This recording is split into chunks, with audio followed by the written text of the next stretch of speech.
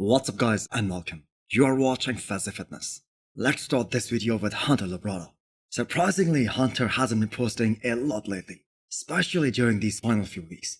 We all expect to see him bring an even better version to the Olympia stage in 10 days, compared to what we saw at Tampa Pro and Texas Pro earlier this year. At Tampa Pro, he was able to beat John Del Rosa. At Texas, he got beat by Andrew Jacked.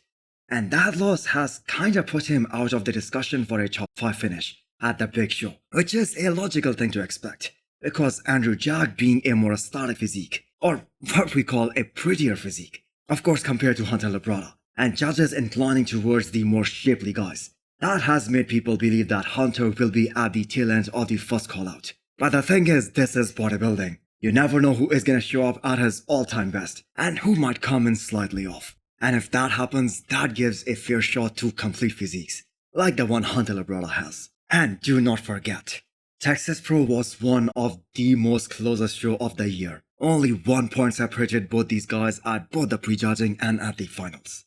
And that just goes to show us how dangerous Hunter really is. That even a physique like Andrew Jacked, who improved in every aspect of the game, he had to fight tooth and nail to take him down. So can Hunter be the dark horse that everyone is sleeping on?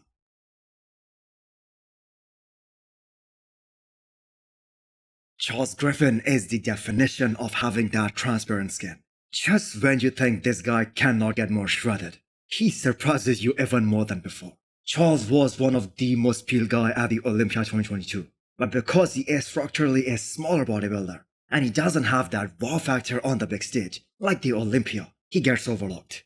I think Charles has a fair shot at cracking top 10 at this year's Mr Olympia. Yes, he has that packed tier. And yes, that was quite visible on Leighton Sports stage. That showed that he wanted to earn his Olympia spot. But you can almost guarantee that Charles Griffen will be peeled to the bone than some of the other guys who are clearly better than him. And I am talking about it in terms of structural standpoint. And there is a chance that they might miss.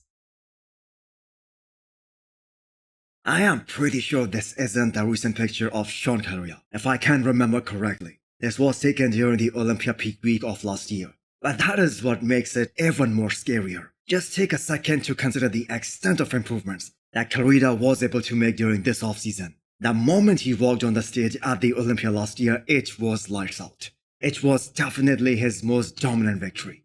You cannot find a guy who is 5'2", who is packed with muscles on top of muscles like Shaun, even if you look back at the bodybuilding history. And there is a reason people call him the mini Ronnie Coleman. And that is the crazy thing.